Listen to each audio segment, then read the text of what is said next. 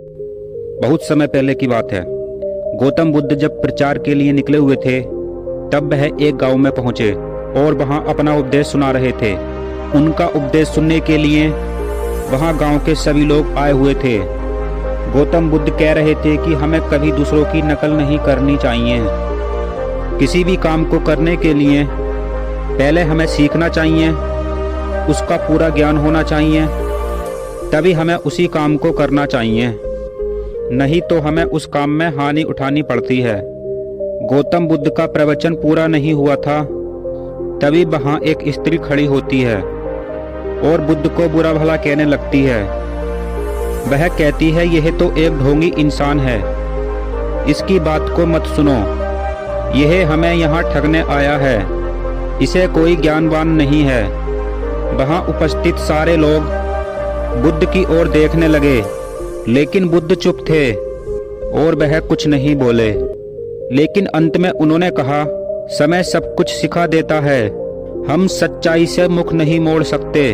ऐसा कहकर उनकी सभा खत्म हुई और वह पास के दूसरे गांव में अपना उपदेश सुनाने के लिए चले गए।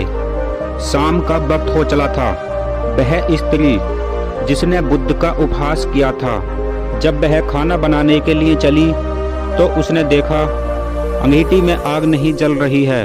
वह आग मांगने पड़ोसी के घर गई। उसकी पड़ोसन धान कूट रही थी।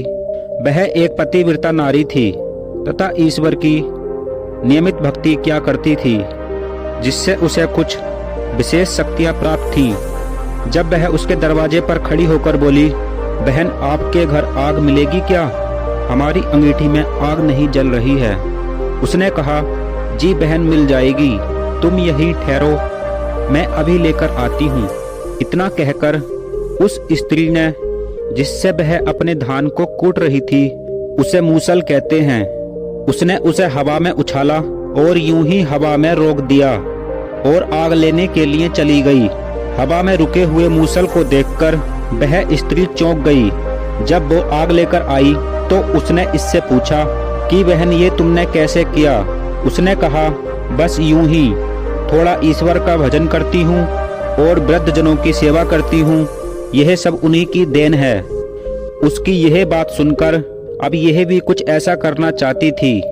इसने भी 2-4 दिन ईश्वर की भक्ति की और कुछ वृद्धजनों की सेवा की। फिर उसने सोचा, क्यों ना यह कर्तव्य आजमाया जाए। उसने एक स्त्री को बुलाया और उससे कहा, देखो मैं धान कूटने जा रही हूँ और तुम्हें मेरे घर आग मांगने के लिए आना है। वह बोली, ठीक है, आप धान कूटो, मैं आपसे आग मांगने के लिए आऊंगी, लेकिन इससे होगा क्या? उसने कहा, वो सब मैं तुम्हें बाद में बता दूंगी। जब वो धान कूटने बैठ गई तो वो स्त्री आग मांगने के लिए आई। फिर उसने भी ऐसा कर्तव्य दिखाना चाहा। उससे कहा, रुको अभी लाती हूँ। और जैसे ही उसने अपना मूसल ऊपर उठाया और खड़ी हुई तो वैसे ही वह मूसल उसकी नाक पर आकर गिरा और उसकी नाक कट गई। अब ये चिल्लाने लगी। जो स्त्री आग मांगने के लिए आई थी उसने कहा, अरे बहन ये तुमने क्या किया? ऐसे भी कोई करता है क्या? मूसल उछाला और हवा में छोड़ दिया। तो उसने कहा, मैंने तो अपनी पड़ोसन को देखकर ऐसा किया है। जब मैं उसके घर गई थी तो उसने ऐसा ही किया था और उसका मूसल तो हवा में रुक गया था। मेरे साथ पता नहीं ये क्या हो गया।